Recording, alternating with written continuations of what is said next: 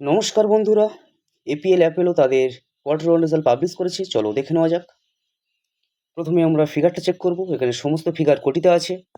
এরপরে আমরা sequence check করব। 30শে জুন 2025, 30শে জুন 2026, ইয়ার অন ইয়ার, ঠিক আছে। 31শে মার্চ 2026, 30শে June 2026, quarter and quarter, okay, ঠিক আছে। চলো এবার আমরা কোম্পানির টোটাল রেভিনিউটা দেখে নিই।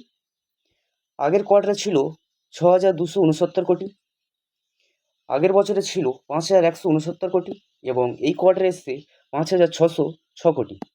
তো কোম্পানি এখানে বছরের সঙ্গে বছর তুলনা করলে দেখা যাচ্ছে প্রায় 9%-এর মতন জাম্প দেখিয়েছে এবং কোয়ার্টার অ্যান্ড কোয়ার্টার তুলনা করলে দেখা যাচ্ছে প্রায় 10 থেকে 11%-এর মতন ডাউনফল দেখিয়েছে, ঠিক আছে।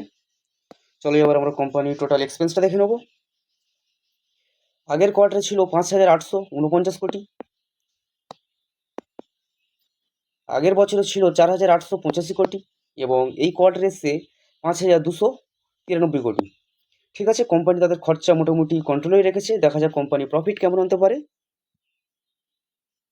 চলো এবার আমরা কোম্পানির প্রফিটটা দেখে নেব। আগের কোয়ার্টারে ছিল 354 কোটি, আগের বছরে ছিল 237 কোটি এবং এই কোয়ার্টারে এসছে 263 কোটি, ঠিক আছে।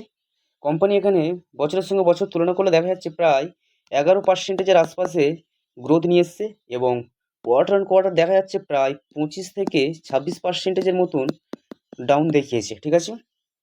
এবার আমরা কোম্পানির ইপিএসটা চেক করে নেব।